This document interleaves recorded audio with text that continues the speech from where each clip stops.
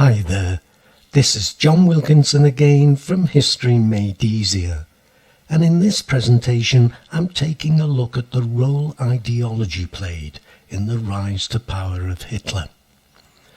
The beliefs and values, the ideas of Hitler and the Nazis. And let me start with a warning. Ideology is often a focus in questions, but examiners' reports repeatedly comment on the lack of knowledge of the ideology of any leader.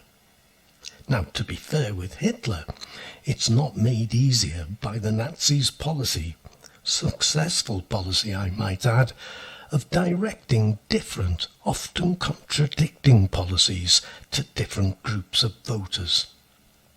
Hitler was a pragmatist as well as an ideologue. But that's okay. Say so, and be at ease to say it also makes an assessment of the role of ideology harder to make. Show you really understand the history you've studied. Examiners also comment on the lack of sophistication in answers when it comes to identifying support for a leader's ideology. For example, the German people. It's too sweeping a statement. The Nazis never won a majority of the vote. SPD and KPD voters, certainly. And in both 1932 elections, their combined vote almost equalled that of the Nazis. And of course, hardly anybody supported them before 1930. So take care. And I guess we'd best take a look at Nazi ideology and who supported it. I would say there are two overarching, what I call umbrella policies in Nazi ideology: nationalism and the national community. Nationalism points towards Hitler's foreign policy. Long before Trump came along and made the phrase famous, I would say it was simply about making Germany great again, making it a power to be respected, even feared. As Hitler himself said, Germany will either be a world power or there will be no Germany. It incorporates Großdeutschland, a greater Germany that unites all German-speaking people. This would, of course, necessitate tearing up the Treaty of Versailles, but it also meant Lebensraum, more living space, more farmland for Germans, and it would, as a first step, require Germany to rearm, to remilitarize. So you see how under the overarching umbrella policy shelter other policies. Volksgemeinschaft, or the national community, is the other overarching policy. It meant a community of Germans that put Germany first. It meant a Germany that thought the same way as the Nazis. It therefore necessitated Gleichschaltung, or the coordination of the state, really the Nazification of the German state. And it would be an exclusive racial community. Only people of German blood could be citizens, and so Jews and Gypsies would be excluded, and Slavs enslaved as Germany took over their territory. So it overlaps with Großdeutschland and Lebensraum. It overlaps with social Darwinism too, the belief that a race is made stronger through racial purity. Nazism is a racial ideology, but it's more than anti-Semitism. So whilst not ignoring anti-Semitism, try to make that clear. As for the economy, it would be capitalist. But capitalism and its workers, and Nazi Germany would be a classless society, would serve the state. In return, the state would look after them and, of course, make Germany great again. And as for society, well, the Nazis were extremely conservative. They had looked on appalled at Weimar's culture and sought a return to traditional German peasant-based values. Hitler and the Nazis were also against an awful lot of things. This is negative cohesion. They were anti-democratic, believing instead in the need for strong leadership. Hitler had developed a strong aversion to parliamentary democracy during his time in Vienna, where he frequently watched the proceedings of the Austrian Parliament from the public gallery.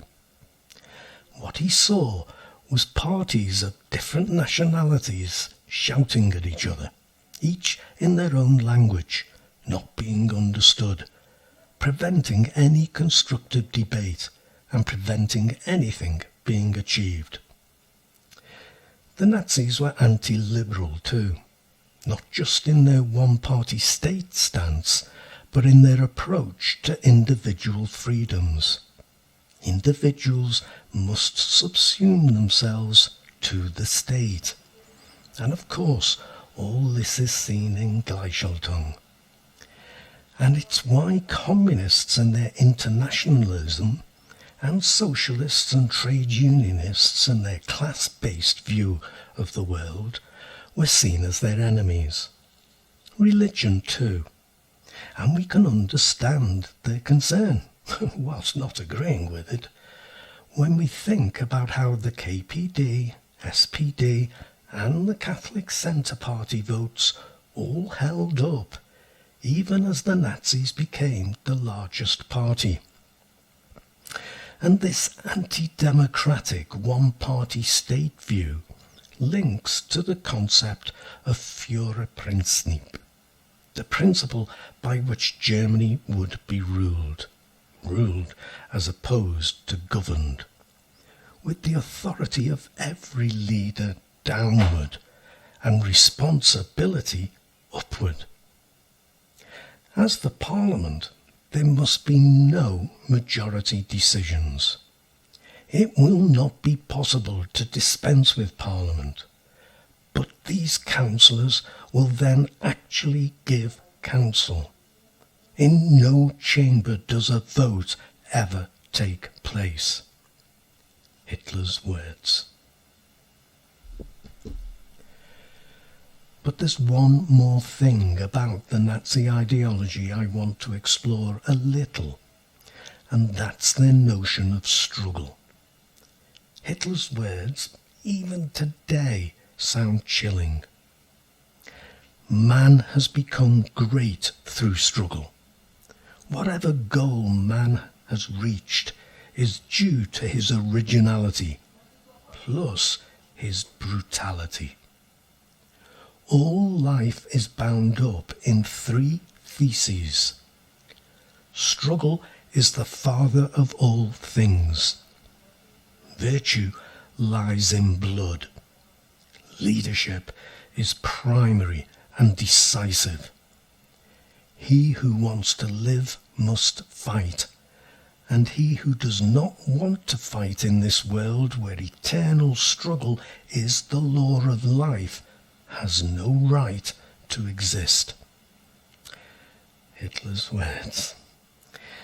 And unlike the communists and socialists who saw class struggle as the dominant force in history, Hitler saw race. So where does the Nazi vote fit this? Well, many Germans felt that Weimar democracy had failed them, and a strong leader in the Bismarck tradition was attractive to them. The elites were fiercely anti-Weimar, anti-democracy, and the middle classes were particularly still bitter about the hyperinflation of 1923. Both were fearful of communism and the KPD vote was strong throughout the life of Weimar. And don't underestimate the importance of 1923, another bitter humiliation for Germans of all classes. All Germans hated the Treaty of Versailles and wanted Germany to return to the top table, recognised as a great power, though the overwhelming majority of Germans did not want another war. But it was unemployment more than anything else that concerned the vast majority of Germans in the early 1930s, while farmers were concerned about the agricultural crisis. And the Nazis promised bread and work, which would help both workers and farmers. Remember, though, that many of their policy initiatives were deliberately vague and didn't seem so extreme. So in a nutshell, I would say strong leadership and a rejuvenated Germany, including a comprehensive revision of the Treaty of Versailles, were a direct link to Nazi ideology. Großdeutschland and Lebensraum less so, though, and the same with Volksgemeinschaft and Gleichschaltung, whilst anti-Semitism, though it was a sinister backdrop, wasn't really a big factor. So, you should find that useful. But for now, I'm done. Except that is to thank you for listening and to remind you that there's also my website, History Made Easier. That's there to help you too. The very best of luck with your studies. Cheers.